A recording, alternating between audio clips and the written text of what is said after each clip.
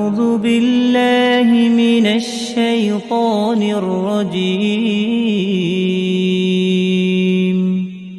بسم الله الرحمن الرحيم السلام عليكم ورحمة الله وبركاته. إن الحمد لله نحمده ونستعينه ونستغفره ونعوذ بالله من شرور أنفسنا وسيئات أعمالنا. من يهده الله فلا مضل له ومن يضلل فلا هادي له. وأشهد أن لا إله إلا الله وحده لا شريك له وأشهد أن محمدا عبده ورسوله أما بعد. أعوذ بالله من الشيطان الرجيم. بسم الله الرحمن الرحيم.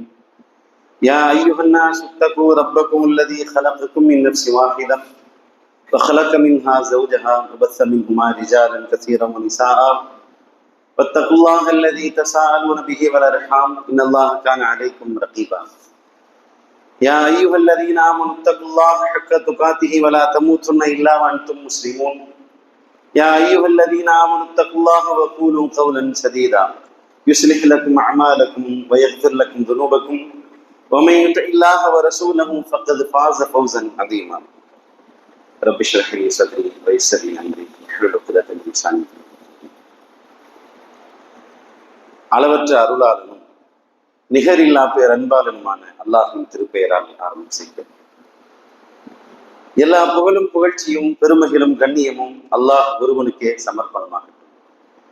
உண்மை இறைவனாகிய அல்லாஹ்வின் அன்பும் அருளும் சாந்தியும் சமாதானமும் அவன் அனுப்பி வைத்த அத்துணை அபிமார்கள் மீதும், குறிப்பாக நமது தலைவரும் முஹம்மதுர் ரசூலுல்லாஹி ஸல்லல்லாஹு அலைஹி வஸல்லம் அவர்கள் மீதும், அந்த எல்லா இறை தூதர்களையும் சத்திய வழியில் பின்பற்றி வாழ்ந்த நல்லவர்கள் அத்தனை பேர் மீதும், குறிப்பாக நம் அனைவர் மீதும் அல்லாஹ்வின் அன்பும் அருளும் என்றென்றும் பொழியட்டுமாக. கண்ணியத்திற்குரிய அல்லாஹ்வுடைய நல்லடியார்களே, அல்லாஹ்வுடைய மகத்தான பேரருளால் அல்லாஹ் நம் மீது கடமையாக்கிய ஜும்மாவுடைய கடமையை நிறைவேற்ற வேண்டும் என்கிற உயர்வான நோக்கத்தோடு நாம் எல்லாம் இங்கு ஒன்றாக கூடியிருக்கிறோம்.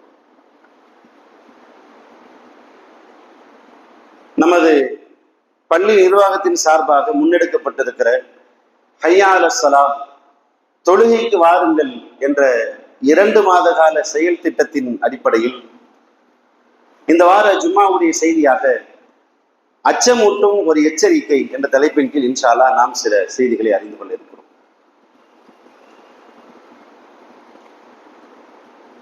அல்லாஹ் ரப்பல் ஆலமீன்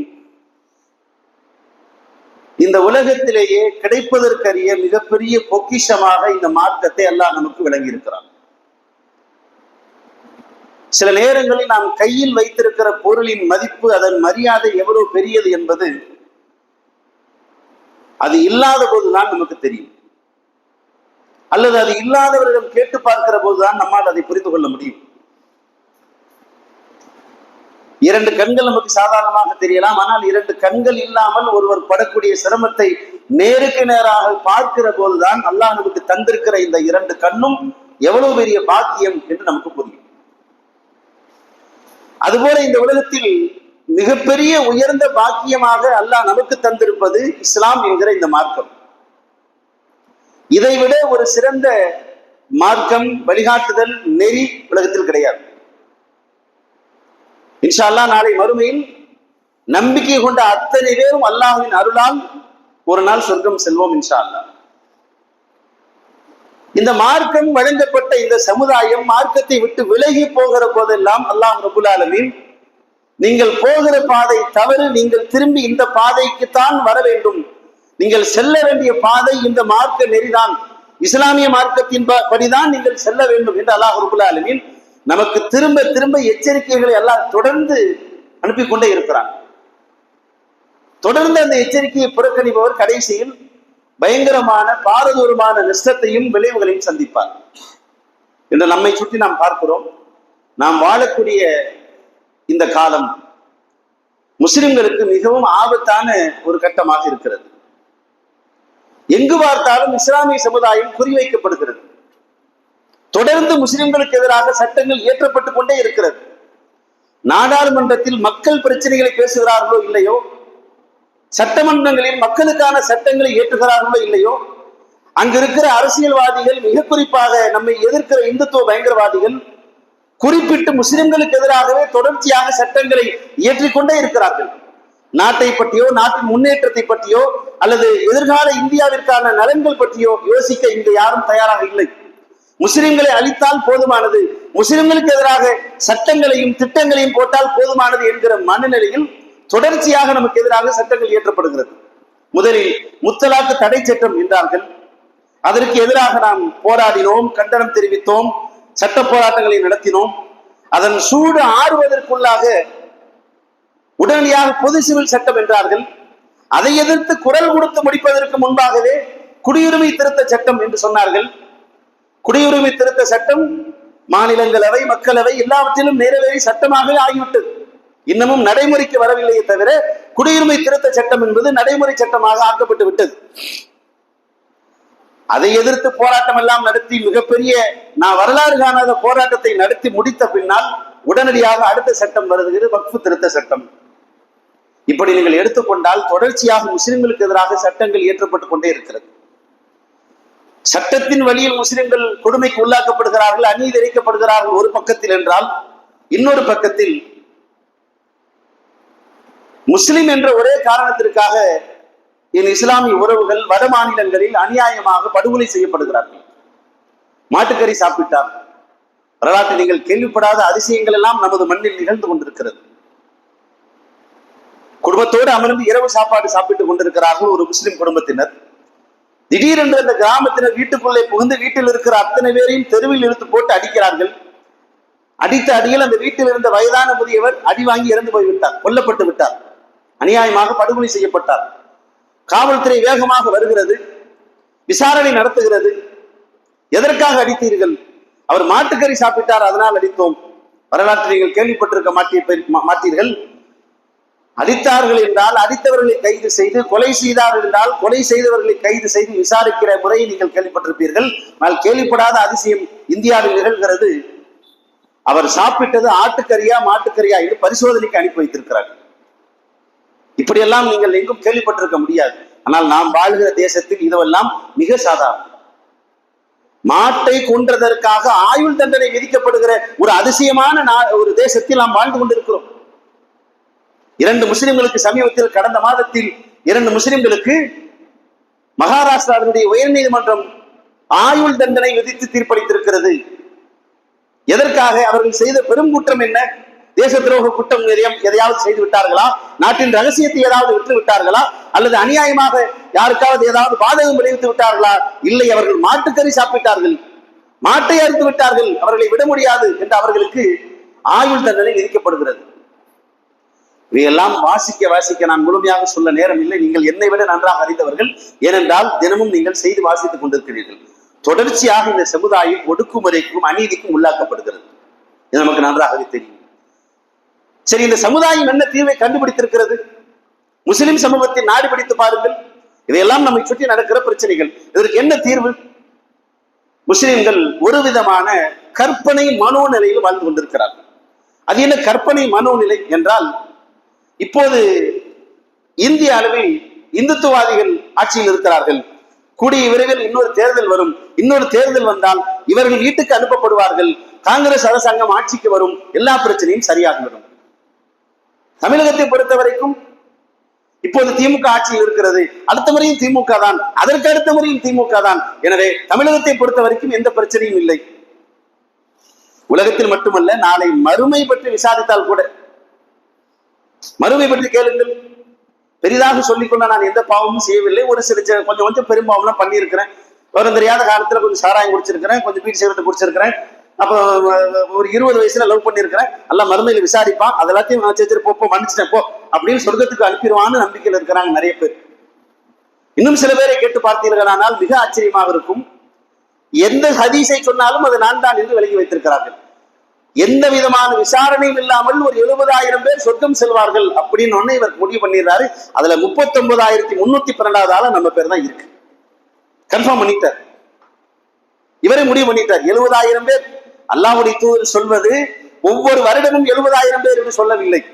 ஒவ்வொரு சமுதாயத்திலிருந்தும் 70,000 பேர் என்று சொல்லவில்லை.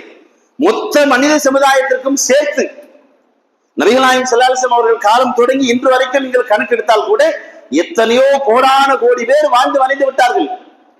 அதில் முஸ்லிம்கள் என்று எடுத்துக்கொண்டால் இதுவரைக்கும் குறைந்தபட்சம் பல நூறு கோடி முஸ்லிம்கள் வாழ்ந்து மறைந்து விட்டார்கள். அந்த பல நூறு கோடி முஸ்லிம்களில் வெறும் ஒரு 70,000 பேருக்குத்தான் விசாரணை இல்லாமல் சொர்க்கம் கிடைக்கும் என்றார்கள் நபிகள் நாயகம் ஸல்லல்லாஹு அலைஹி வஸல்லம் அவர்கள். ஆனால் ஹதீஸை கேட்ட மாத்திரத்திலேயே எனக்குத்தான் அது அல்லாஹ் நாளை மறுமையில் சிலருக்கு ரகசியமாக விசாரணை நடத்துவான். சிலரை அல்லாஹ் அழைப்பான், அவர்களை அழைத்து திரை போடுவான். திரை போட்டு அவர்கள் செய்த பாவங்களை யாருக்கும் தெரியாமல் மறைத்து விடுவான். நீ இன்னென்ன பாவத்தை செய்தாயா? ஆம் இறைவா செய்தேன், தெரியாமல் செய்து விட்டேன், அதையான் ஒப்புக்கொள்வான். பிறகு அல்லாஹ் நான் உன்னை மன்னித்து விட்டேன், உன் பாவங்கள் அத்தனையும் நன்மைகளாக மாற்றி விட்டேன், செல் சொர்க்கத்திற்கு என்று அல்லாஹ் கட்டளையிடுவான். அது யாரு தெரியுமா? நான் தான். எல்லாருக்கும் நினைப்பு மனசுல. அது ஒண்ணும் பிரச்சனை இல்லைங்க. நம்ம தௌஹீத மக்கள்கிட்ட கேட்டு பாருங்களேன். கொஞ்சம் தப்பெல்லாம் பண்றவங்க சிறுக்கெல்லாம் பண்ணதில்லை. அப்பப்போ லேசா கொஞ்சம் சினிமா பாக்குறோம், அப்ப பேஸ்புக்ல அப்பப்போ கொஞ்சம் ரீல்ஸ் பாக்குறோம், அப்புறம் வாழ்க்கையில ஒரு 2000 போய் சொல்லியிருப்போம் விவரம் தெரிஞ்ச நாள்ல இருந்து. இப்படி மொத்தமா கணக்கு பார்க்கும்போது கொஞ்சம் ஒரு பட்டியல் வருது. ஆனா கூட நம்ம சிறுக்கு பண்ணல இல்ல. அதனால கண்டிப்பா சொர்க்கம் தான். உலகத்திலும் இந்த சமுதாயம் ஏமாளிகளாக இருக்கிறார்கள். மறுமை விஷயத்திலும் அதீத கற்பனையில் இருக்கிறார்கள். அல்லாஹ் மீது நம்பிக்கை வையுங்கள், அல்லாஹ்வுடைய அருளை எதிர்பாருங்கள், அல்லாஹ்வுடைய அருளால் சொர்க்கம் செல்வோம் என்று நம்புங்கள். அப்படித்தான் ஒரு முஸ்லிம் நம்ப வேண்டும். ஆனால் தன்னை அதற்கு தயார்படுத்திக் கொள்ள வேண்டுமா இல்லையா? தன்னை மறுமைக்கு தயார்படுத்திக் கொள்ள வேண்டுமா இல்லையா? அல்லாஹ் அருளை தர வேண்டும் என்று எதிர்பார்க்கிற முஸ்லிம் அல்லாஹ் சொன்னபடி வாழ வேண்டுமா இல்லையா? அதை செய்யாமல் வெறும் கற்பனை மனோபாவத்தில் இந்த சமுதாயம் வாழ ஆரம்பித்திருப்பது மிகப்பெரிய அநியாயம். அது மிகப்பெரிய பாதிப்பை ஏற்படுத்திவிடும். ஒரு தரப்பு இப்படி இருக்கிறது என்றால் முஸ்லிம் சமுதாயத்தை வழிநடத்தக்கூடிய தலைவர்கள் ஒட்டுமொத்தமாக அரசியல் ரீதியாக வழிநடத்துகிறார்கள். நீதிமன்றங்களுக்கு செல்வோம், சமூகத்தில் இறங்கி போராடுவோம், வீதியில் இறங்கி போராடி உரிமைகளை வெல்வோம், ஜனநாயக சக்திகளை ஒன்று திரட்டி ஏதேதோ கதை சொல்கிறார்கள். ஆனால் நீங்கள் இந்திய வரலாற்றை வாசித்திருப்பீர்கள். மிக குறிப்பாக கடந்த 10 ஆண்டுகளாக நம்மால் ஒரு சிறு துரும்பை கூட அசைக்க முடியவில்லை என்ற யதார்த்தம் இன்னும் நமக்கு புரியவில்லையா?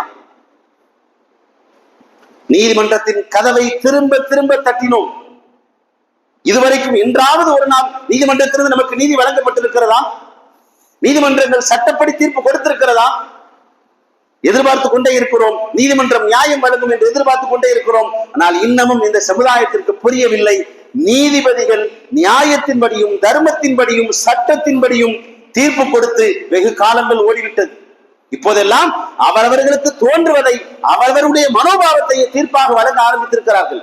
நீதிமன்றங்களில் முஸ்லிம்களுக்கு நீதி எல்லாம் கிடைக்காது. அது ஒரு கனவு காண வேண்டிய ஒரு காலம். நிஜத்தில் அது நடக்காது. காவல்துறைக்கு போனால் நீதி கிடைத்து விடுமா? தமிழகத்தை பொறுத்தவரை ஓரளவிற்கு அமைதியாக இருக்கிறது. தமிழகத்தை தாண்டி விட்டால் வட மாநிலங்களில் காவல்துறைக்கு சென்றால் நீங்கள் முஸ்லிம் என்றால் உயிரோடு வீட்டுக்கு திரும்பி வருவதே அதிசயம். ஏனென்றால் உங்களை அடித்து கொன்று விட்டு தீவிரவாதி என்கிற பட்டத்தை மிக சுலபமாக கட்டிவிடுவார்கள். நான் கதை சொல்லவில்லை. 500க்கும் அதிகமான முஸ்லிம்களை காவல்துறை என்கவுண்டர் செய்து போலி என்கவுண்டர் செய்திருப்பதாக ஹியூமன் ரைட்ஸ் கமிஷன் சொல்கிறது. ஒரு பள்ளிவாசலை இடித்ததற்காக தெருவில் இறங்கி ஆர்ப்பாட்டம் செய்தீர்களே என் இஸ்லாமிய உறவுகளை, உங்களுக்கு தெரியுமா? கடந்த 10 ஆண்டுகளில் பிஜேபி ஆட்சிக்கு வந்த பின்னால் 62 பள்ளிவாசல்கள் மொத்தமாக இடிக்கப்பட்டிருக்கிறது. உங்களுக்கு அதிர்ச்சியாக இருக்கலாம். 62 பள்ளிவாசல்கள் இடித்தது எப்படி வெளியே தெரியாமல் இருக்கும்? பிபிசி நியூஸ் எடுத்து பாருங்க. பிபிசி நியூஸ்ல போய் பள்ளிவாசல் மட்டும் சர்ச் கொடுத்தீங்கன்னா எத்தனை பள்ளிவாசல்கள் எந்தெந்த ஊரில் இடிக்கப்பட்டிருக்கிறது, மகாராஷ்டிராவில் இடிக்கப்பட்ட பள்ளிவாசல்கள், உத்தரப்பிரதேசத்தில் இடிக்கப்பட்டிருக்கிற பள்ளிவாசல்கள், ஹரியானாவில் இடிக்கப்பட்டிருக்கிற பள்ளிவாசல்கள் என்று ஒவ்வொரு மாவட்ட வாரியாக அது கணக்கு சொல்கிறது. அதிகபட்சமாக நமக்கு தெரிந்த ஒரே தீர்வு தெருவில் இறங்கி போராடுவது. நான் வருத்தத்தோடு சொல்கிறேன், இத்தனை ஆண்டுகால போராட்டம் இந்த சமூகத்தில் எந்த மாற்றத்தையும் ஏற்படுத்தவில்லை. பிறகு என்னதான் தீர்வு? ஒரு அடிப்படையான உண்மையை நாம் புரிந்து கொள்ள வேண்டும். வெற்றி தோல்வி இவை இரண்டும் நம்முடைய கையில் இல்லை. நாம் அதை தீர்மானிப்பதில்லை. அது ரப்பின் கையில் இருக்கிறது, அல்லாஹ்வின் கையில் இருக்கிறது. யார் வெற்றி பெற வேண்டும், யார் தோற்க வேண்டும் என்பதை அல்லாஹ் தீர்மானிக்கிறான். இந்த சமூகம் வெற்றி பெற வேண்டுமானால், இந்த சமூகத்திற்கு விடியல் பிறக்க வேண்டுமானால், இந்த சமூகம் இழந்த உரிமைகளை மீட்டெடுக்க வேண்டுமானால், தைரியமாக எதிர்த்து நிற்க வேண்டுமானால் அதற்கு இஸ்லாம் ஒன்றுதான் தீர்வு. அல்லாஹ் நமக்கு பல நேரங்களில் அதை திரும்ப திரும்ப உணர்த்தி கொண்டே இருக்கிறான். ஆனால் இன்னமும் இந்த சமுதாயம் பள்ளிவாசலுக்கு வராமல் தெருவில் தங்கள் உரிமைகளை தேடிக் கொண்டிருக்கிறார்கள். ஏதாவது பிரச்சனை நடந்தால் அல்லாஹ் காப்பாற்றுவான், வானவர்கள் இறங்கி வருவார்கள் என்று அண்ணாந்து ஆகாயத்தை பார்க்கிற சமுதாயமாக இந்த சமுதாயம் மாறி போய்விட்டது. ஃபஜ்ர் தொழுகைக்கு வராத முஸ்லிமுக்கு அல்லாஹ் எங்கிருந்து உதவி செய்வான்? நீங்கள் குர்ஆன் எடுத்து வாசித்திருக்கிறீர்களா? ஹதீஸை எடுத்து படித்திருக்கிறீர்களா? பள்ளிவாசலுக்கு வராத சமூகத்திற்கு அல்லாஹ் உதவி செய்வான் என்று எங்காவது இருக்கிறதா? அப்படி ஒரு வசனம் குர்ஆனில் இருக்கிறதா? நபிகள் நாயகம் ஸல்லல்லாஹு அலைஹி வஸல்லம் அவர்களும் சரி, அவர்கள் உருவாக்கிய சமுதாயம் சரி, அத்தனை உரிமைகளையும் அத்தனை நியாயங்களையும் பள்ளிவாசலுக்கு வந்து தேடி பெற்றுக் கொண்டார்கள். நீங்கள் வெற்றியை உலகத்தில் தேடுகிறீர்கள், தெருவில் தேடுகிறீர்கள், நீதிமன்றத்தில் நியாயத்தை தேடுகிறீர்கள், காவல்துறையிடம் கண்ணியத்தை தேடுகிறீர்கள், எதுவும் உங்களுக்கு கிடைக்காது. மொத்தத்தையும் அல்லாஹ் இங்கே வைத்திருக்கிறான். இங்கே வராமல் இந்த சமுதாயத்திற்கு விடிவு காலம் பிறக்கவே பிறக்காது. இந்த சமூகம் எழுச்சி பெற வேண்டுமானால், இந்த சமுதாயம் இழந்த உரிமைகளை மீட்டெடுக்க வேண்டுமானால், தனக்கு இழைக்கப்பட்ட அநீதிகளுக்கு மிகச்சரியான பதிலடியை தர வேண்டுமானால் பள்ளிவாசலுக்கு வர வேண்டும். பல பேர் தப்பு கணக்கு போட்டு வைத்திருக்கிறார்கள். பலத்தால் எண்ணிக்கையால் வெற்றி பெற முடியாது. பலமும் எண்ணிக்கையும் இருந்தால் நாம் இழந்த உரிமைகளை மீட்டெடுத்து விடலாம், வெற்றி பெற்று விடலாம் என்று பகல் கனவு கண்டு கொண்டிருக்கிறார்கள். நான் உள்ளபடியே வெற்றியை அல்லாஹ் தன் கையில் வைத்திருக்கிறான். அல்லாஹ் யாருக்கு நாடுகிறானோ அவர்களுக்கு தான் இந்த வெற்றியை தருகிறான். ஒரு வருத்தத்திற்குரிய செய்தி என்னவென்றால், ஃபஜ்ர் தொழுகையில் பாதி சஃபை வைத்துக் கொண்டு இந்த சமுதாயம் பாஜகவை எதிர்க்க திட்டம் போட்டுக் கொண்டிருக்கிறது. ஃபஜ்ர் தொழுகைக்கு பாதி சஃப். ஃபஜ்ர் தொழுகையில் ஒரு வரிசை கூட இன்னும் நிறைவடையவில்லை. ஃபஜ்ர் தொழுகை தூக்கத்தை தியாகம் செய்துவிட்டு பள்ளிவாசலுக்கு வந்து ஐவேளை தொழுகையை சரியாக தொட முடியாத ஒரு முஸ்லிம் போராட்ட களத்தில் எப்படி உறுதியோடு நிற்பான்? கேவலம் படைத்தவனுக்காக ஒரு தூக்கத்தை இழக்க தயாராக இல்லாத முஸ்லிம் போராட்ட களத்தில் கோஷம் போடுகிறான், அல்லாஹ்வுக்காக உயிரை கொடுப்போம். எங்கு உயிரை கொடுப்பீர்கள்? 4 மிதித்தால் ஓடி போய் விடுவீர்கள்.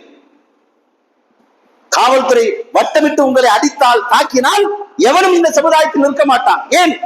அல்லாஹ் அல்லாஹ் என்று வாயில் சொல்லுகிறானே தவிர பள்ளிவாசலுக்கு வரவில்லை. தூக்கத்தை இழப்பதற்கு, தியாகம் செய்வதற்கு தயாராக இல்லை. சில வருத்தத்திற்குரிய செய்தி என்னவென்றால், சில பேர் வாழ்நாளிலேயே ஃபஜ்ர் தொழுகை தொழுது கிடையாது.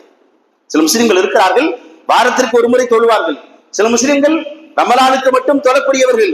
இன்னும் பரிதாபத்திற்குரிய சில முஸ்லிம்கள் வருடத்திற்கு ஒரு முறை பெருநாள் தொழுகை மட்டும் தொழுவார்கள். இன்னும் சில பேர் பெயர் மட்டும் இஸ்லாம், பெயரில் மட்டும் முஸ்லிம். பள்ளிவாசல், அவர்கள் இதுவரைக்கும் பள்ளிவாசலுக்கு வந்ததே கிடையாது. கொடுமை என்னவென்றால், இவர்கள் எல்லோரும் அல்லாஹ் நம்மை காப்பாற்றுவான் என்று எதிர்பார்த்துக் கொண்டிருக்கிறார்கள்.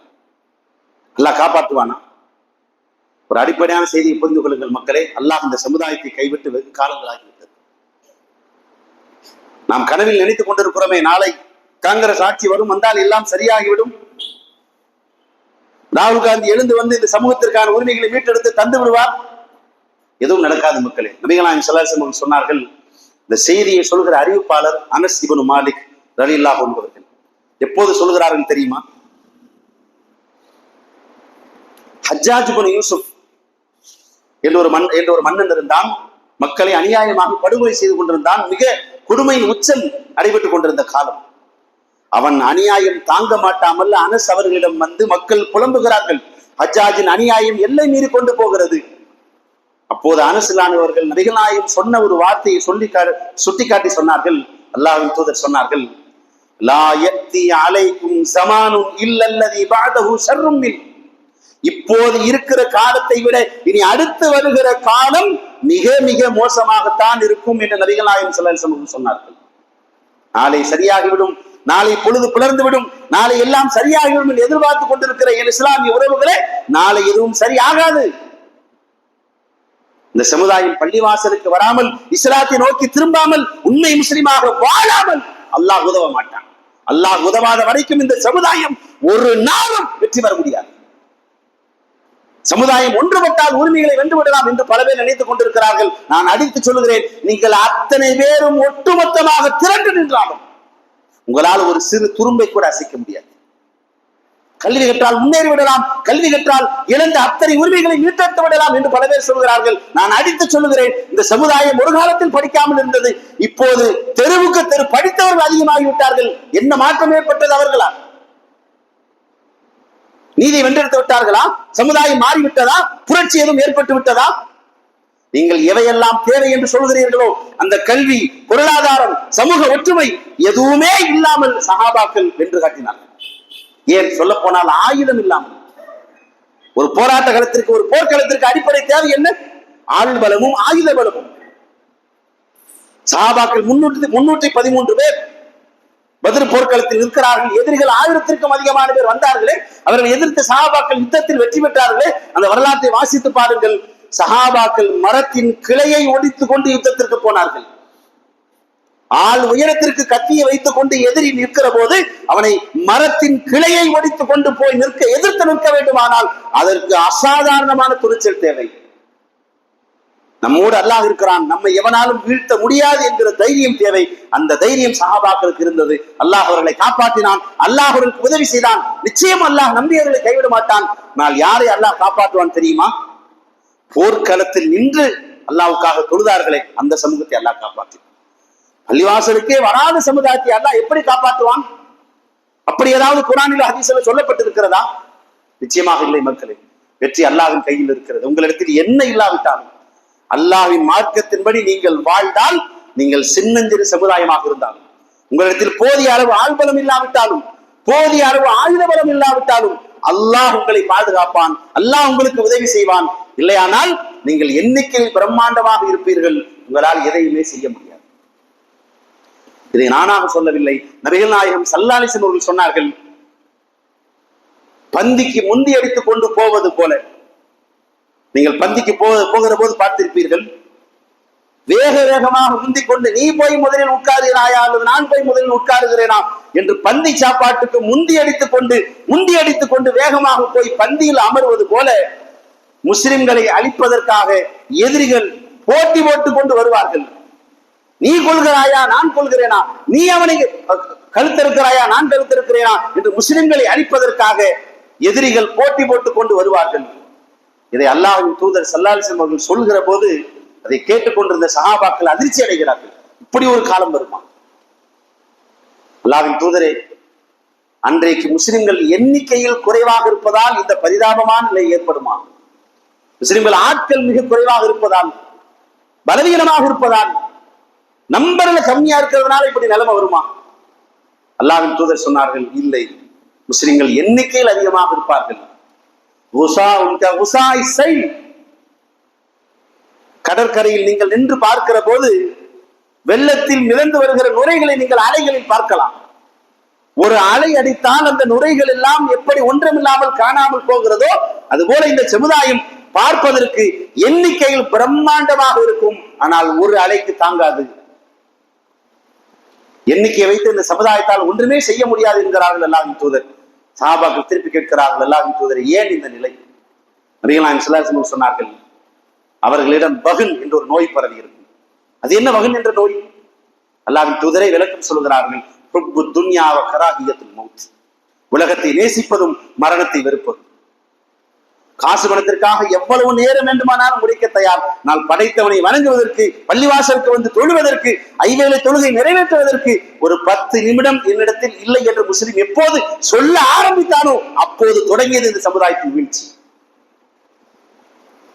பள்ளிவாசலில் படைத்தவனிடம் தேட வேண்டிய உதவியை, அவனிடம் கேட்க வேண்டிய உதவியை எப்போது இந்த சமுதாயம் பள்ளிவாசலுக்கு வராமல் பெற்றுவிடலாம் என்று எப்போது கனவு காண ஆரம்பித்தார்களோ அப்போது இந்த சமுதாயத்திற்கு விழுந்தது முதல் அடி. நீங்கள் ஹதீசுகளை வாசிக்கலாம். ரோம பாரசீக பிரம்மாண்டமான பேரரசுகளை முஸ்லிம்கள் வெற்றி கொண்டார்கள். இந்த வரலாற்றில் வாசிக்கிறோமே, ஒரு வரலாறு மிக ஆச்சரியமான, நமக்கு புரியாத பல உண்மைகளை அது நமக்கு உணர்த்திவிடும். ரோமர்கள் உலகத்தையே பிடித்திருந்தார்கள், அத்தனை நாடுகளில் கைப்பற்றி வைத்திருந்தார்கள். ஒரு பக்கம் ரோம படை என்றால் இன்னொரு பக்கம் பாரசீக படை. பாரசீகமும் ரோமும் மாறி மாறி சண்டையிட்டுக் கொண்டு மொத்த உலகத்தையும் 2 கூறாக பிரித்து ஆளுக்கு 50 நாடுகளுக்கு மேல் ஆட்சி செய்து கொண்டிருந்தார்கள். 50 நாடுகளை ஆண்டு கொண்டிருந்த மன்னர்களுக்கு சவுதி அரேபியாவின் பக்கம் வருவதற்கே விருப்பம் இல்லை. மக்கா மதீனாவை அவர்கள் பிடிக்கவில்லை, அங்கு போர் தொடுக்கவில்லை, அங்கு அவர்கள் அதிகாரத்தை கைப்பற்ற விரும்பவே இல்லை. ஏன் என்று கேட்டபோது ஒரு ரோம மன்னன் சொன்னானாம், அவர்களை பார்க்கிற போது மிக ஒழுக்கம் கெட்டவர்களாக நான் அவர்களை பார்க்கிறேன்.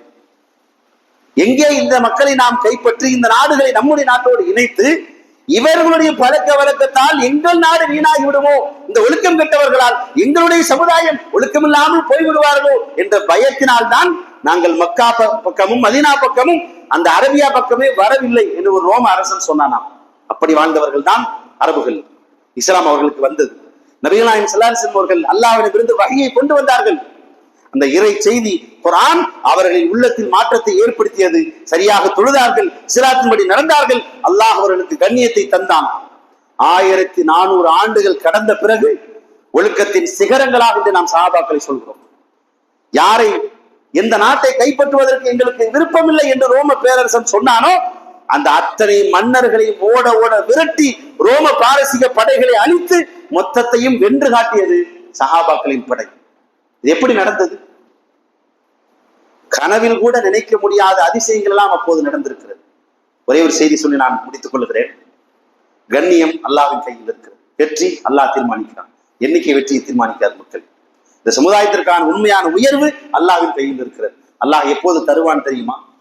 சரியாக தொழுகின்ற மக்களுக்கு அல்லாஹ் உதவி செய்வான். அமெரிக்காவில் 2010 என்று நினைக்கிறேன், ஒரு யூத பெண்மணி முதலாக அமெரிக்க நாடாளுமன்றத்திற்குள் எம்பியாக உள்ளே நுழைகிறார். இதுவரைக்கும் ஒரு யூத பெண்மணி அமெரிக்க நாடாளுமன்றத்திற்குள் நுழைந்ததில்லை. முதன்முறையாக மக்களால் தேர்ந்தெடுக்கப்பட்டு அவர் அமெரிக்க நாடாளுமன்றத்திற்குள்ளே போகிறார். பத்திரிகையாளர்கள் அவரை சந்தித்தார்கள். நீண்ட ஒரு பேட்டி. நீங்கள் யார், எங்கே பிறந்தீர்கள், என்ன சாதனை செய்தீர்கள், என்ன படித்தீர்கள், எல்லா கேள்வியும் கேட்டார்கள். கேட்டுவிட்டு ஒரு பத்திரிகையாளர் மிக சாதாரணமாக கேட்டார், முஸ்லிம்கள் யூதர்களை வெற்றி கொள்வார்கள் என்று அவர்கள் நம்பிக்கொண்டிருக்கிறார்களே, அது எப்போது நடக்கும்? மிக சுலபமான கேள்வி. முஸ்லிம்கள் யூதர்களை ஜெயிப்பார்கள் என்று நம்புகிறார்களே, இது நடக்குமா, இது சாத்தியமா? மிக சாதாரணமாக அந்த பெண் சொன்னார், நடக்கும். எப்போது நடக்கும் தெரியுமா? ஜும்மாவில் நீங்கள் பார்க்கிற கூட்டத்தை எந்த நாளில் ஃபஜ்ர் தொழுகையில் பார்க்கிறீர்களோ, ஜும்மாவில் பள்ளிவாசல் நிரம்பி வழிகிறது இல்லையா, பள்ளிவாசலில் இடம் போதவில்லை, மேல் மாடி கட்டலாமா, இரண்டாவது தளம் கட்டலாமா என்று ஆலோசிக்கிற அளவுக்கு ஒவ்வொரு ஜும்மாவிலும் பள்ளிவாசல் நிரம்பி வருகிறதே, அந்த கூட்டத்தை ஃபஜ்ர் தொழுகையை நீங்கள் பார்த்தால், ஏதோ அதிசயமாக ஒரு பள்ளிவாசலில் அல்ல, அத்தனை பள்ளிவாசல்களிலும் ஜும்மாவிற்கு பார்க்கிற கூட்டத்தை ஃபஜ்ர் தொழுகைக்கு நீங்கள் பார்த்தால் அன்றைக்கு அது நடக்கும் என்று அந்த பெண்மணி சொன்னார். உண்மைதான். மொத்த இஸ்லாமும் தொழுகையில் இருக்கிறது. தொழுகைதான் இந்த சமூகத்திற்கான உயிர் நாடி. இந்த சமுதாயம் சரியாக தொழுகை கடைபிடித்தால் தான் அல்லாஹ்வின் உதவியை பெற முடியும். எல்லா கடமைகளையும், நோன்பு, ஜகாத், ஹஜ், மார்க்கத்தின் எல்லா சட்டங்களையும் அல்லாஹ் பூமியில் தந்தான். தொழுகை மட்டும்தான் நபிகள் நாயகம் ஸல்லல்லாஹு அலைஹி வஸல்லம் அவர்களை மிஅராஜுக்கு வரவழைத்து விண்ணுலகத்தில் வைத்து அல்லாஹ் பரிசாக கொடுத்து அனுப்பினான். ஐவேளை தொழுகை. தொழுகையினால் என்ன கிடைக்கும் என்பதற்கு மிகச்சிறந்த உதாரணம் உமர் இப்னு கத்தாப் ரலியல்லாஹு அன்ஹு அவர்கள். யார் இந்த உமர் இப்னு கத்தாப்? கலீஃபாவாக ஆன பிறகு உமர்லான் அவர்கள் மக்காவின் எல்லை தாண்டி வெளியே போகிற போது, ஊர் எல்லைக்கு வெளியே போகிற போது, திடீரென்று தன் ஒட்டகத்தை நிறுத்திவிட்டு ஒரு மரத்தடியை பார்க்கிறார்கள். வெகு நேரம் அந்த மரத்தையை விட்டு விட்டு பார்த்து கொண்டிருக்கிறார்கள். அவருடைய கண்கள் கலங்கி கொண்டிருக்கிறது. பக்கத்தில் இருந்த உதவியாளர் கேட்டார், உமரை ஏன் அழுகிறீர்கள்? உமர்லான் அவர்கள் சொன்ன பதில், இந்த மரத்தடியில் தான் என் தந்தை என்னை அடித்தார். நான் 10 வயது சிறுவனாக இருந்த போது 2-4 ஒட்டகங்களை கொடுத்து மேய்த்து விட்டு வா என்று அனுப்பி வைத்தார். நான் ஒட்டகங்களை மேய்த்துக் கொண்டிருந்தேன். கடும் வெயிலாக இருந்ததால் பாலைவனத்தில் வெயில் தாங்க முடியாமல் மரத்தடியில் கொஞ்சம் உட்கார்ந்திருந்தேன். என்னை அறியாமல் அசைந்து தூங்கிவிட்டேன். ஒட்டகங்கள் எல்லாம் காணாமல் ஓடி போய்விட்டது. தந்தை கத்தாப் வந்தார், என்னை அடித்தார். ஒரு வார்த்தை சொன்னார், டே உமரு, நீ ஒட்டகம் மேய்க்கிற கூட லாயக்கல்லடான்னு சொல்லிட்டு போனார். ஒட்டகம் மேய்க்க கூட தகுதி இல்லாத உமரை இன்று அல்லாஹ் மொத்த இஸ்லாமிய சாம்ராஜ்யத்திற்கும் கலீஃபாவாக ஆக்கியிருக்கிறான். எப்படி நடந்தது தெரியுமா? இன்னொரு ஆச்சரியமான வரலாற்றை சொல்கிறேன். உமர்லான் அவர்கள் அமீருல் மூமினீனாக இருக்கிற போதுதான் ரோம பாரசீக படைகளை வென்று ஈரான், ஈராக் என்று உலக வரைபடத்தை நீங்கள் பார்க்கிறீர்களே, 50க்கும் அதிகமான இஸ்லாமிய நாடுகள் அத்தனையும் வெற்றி பெற்றது உமர்லான் ஆட்சி காலத்தில் தான். அல்லாஹ் ரப்பல் ஆலமீன் உமர்லான் அவருக்கு எப்படிப்பட்ட ஒரு நற்பெயரை தந்திருந்தான், அவருடைய பெயருக்கு அல்லாஹ் எப்படிப்பட்ட ஒரு கண்ணியத்தை, கௌரவத்தை தந்திருந்தான் என்றால், குறுநில மன்னர்கள் எல்லாம் உமரின் படை வருகிறது என்று கேள்விப்பட்டாலேயே சண்டை இல்லாமல் சரணடைந்து சமாதானத்துக்கு ஒப்புக்கொண்டார். பாரசீக மன்னன் வரிசையாக படையெடுத்து வைத்தான். சொல்வதற்கு நேரம் இல்லை. கிட்டத்தட்ட 100 யுத்தங்களை சந்தித்திருக்கிறார்கள் உமர்லான் படை சஹாபாக்கள். 100 யுத்தங்கள். அல்லாஹ்வின் பேரருளால் அந்த 100 யுத்தங்களில் ஒரு யுத்தத்தில் கூட சஹாபாக்கள் தோற்கவில்லை. மிகப்பெரிய ஆச்சரியம் என்னவென்றால் ஜாத்து சலாசில் என்று ஒரு போர். சங்கிலிகளால் பாரசீக வீரர்கள் தங்களை தாங்களே கட்டி கொண்டு விட்டார்கள். எங்கே பயத்தில் ஓடி போய் விடுவோமோ, நம்முடைய படை வீரர்கள் கோழைகளாக மாறி ஓடி போகிறார்கள் என்ற காரணத்தினால் படை வீரர்கள் தங்களுடைய கைகளையும் கால்களையும் சங்கிலிகளால் கட்டிக்கொண்டு உறுதியோடு என்று போராடுவோம் என்று சத்தியம் செய்து போர்க்களத்தில் நின்றார்கள். அந்த படையிலும் தொட்டுத்தான் போனார்கள். கடைசியில் பாரசீக மன்னன் ஒரு திட்டம் போட்டான். தலைவர் யார்? உமர்தானே.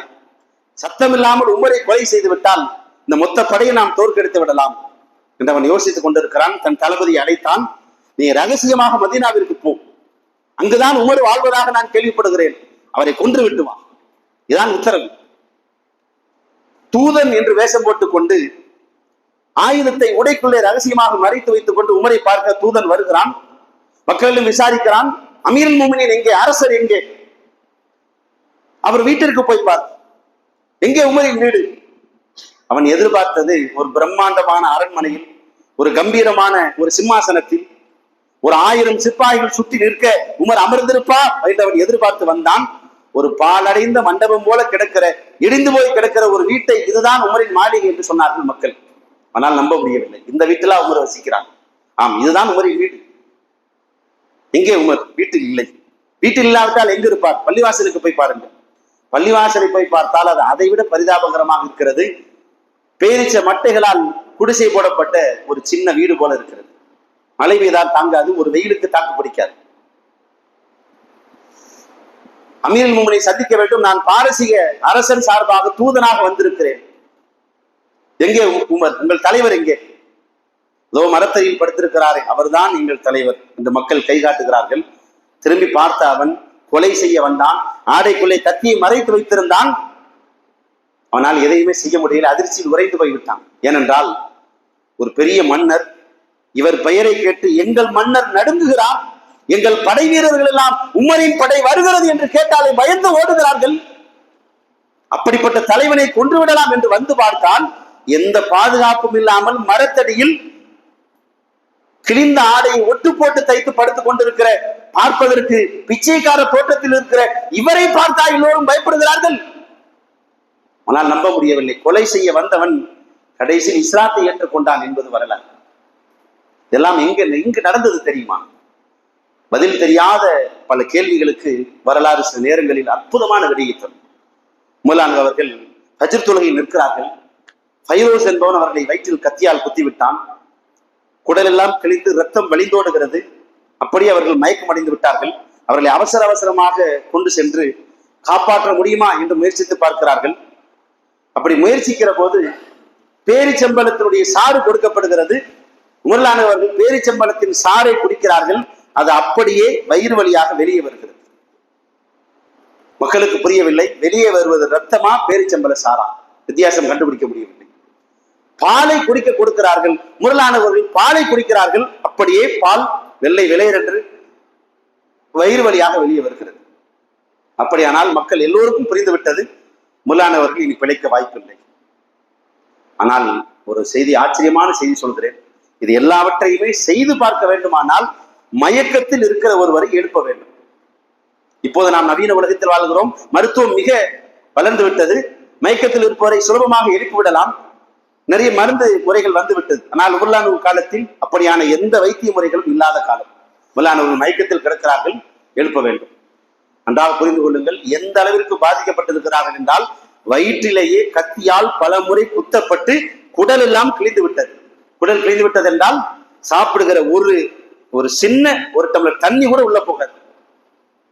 ரத்தம் நிறைய போயிடுச்சு. அன்கான்சியஸ், மயக்கத்துக்கு போயிட்டாங்க. மயக்கத்துல கிடக்குறாங்க. ஒரு நாள் ஆச்சு, எந்திரிக்கல. 2வது நாள் ஆச்சு, அப்பயும் எந்திரிக்கல. எழுப்பி பாக்குறாங்க, எந்திரிக்கல. உழுப்பி பாக்குறாங்க, எந்திரிக்கல. முகத்துல தண்ணி தெளிச்சு பாக்குறாங்க, எந்திரிக்கல. என்னென்னமோ செஞ்சு பாக்குறாங்க, எந்திரிக்கல. சஹாபாக்களுக்கு அவங்க பிழைப்பாங்களா மாட்டாங்களான்னு பார்க்கணும். நம்மளால முடிஞ்ச வைத்தியத்தை செய்யணும். இதெல்லாம் செய்யணும்னா அவங்கள முதல்ல எழுப்பணும். என்ன செய்யறது, என்ன சொல்லி எழுப்புறது? அல் பிதாயா வன் நிஹா என்ற வரலாற்று நூலில் இந்த செய்தி வருகிறது. அங்கு நின்றிருந்த ஒரு நபித்தோழர் சொன்னார், உமரே, தொழுகைக்கு நேரமாச்சு, எந்திரிங்கன்னு அவர் காதுல போய் சொல்லுங்க, அவர் குடிப்பாரு. தொழுகைக்கு நேரமாச்சு உமரே, எந்திரிங்க. 2 நாட்களாக கண் திறக்காமல் கிடக்கிற, மயக்கத்தில் கிடக்கிற ஒரு மனிதனின் காதில் போய் ஹய்யா அலஸ்ஸலாஹ், தொழுகைக்கு வாருங்கள் ஒரு வரி சொன்னார்கள் சஹாபாக்கள். என்னால் நம்பவே முடியாத ஆச்சரியம் என்று நடந்தது. முறை தொழுகைக்கு நேரமாச்சு எந்திரிங்க. 2 நாட்களாக வயிற்றிலிருந்து நிறைய ரத்தம் போய் குடலெல்லாம் கிழிந்து சுய உணர்வு இல்லாமல் மயக்கத்தில் கிடக்கிற ஒரு மனிதனின் காதில் போய் உமரே தொழுகைக்கு நேரமாச்சு எந்திரிங்கன்னு சொன்ன உடனே கொஞ்ச நேரத்துல கண்ணு திறந்து பாக்குறாங்க. அப்படியா, தொழுகைக்கு நேரமாச்சா?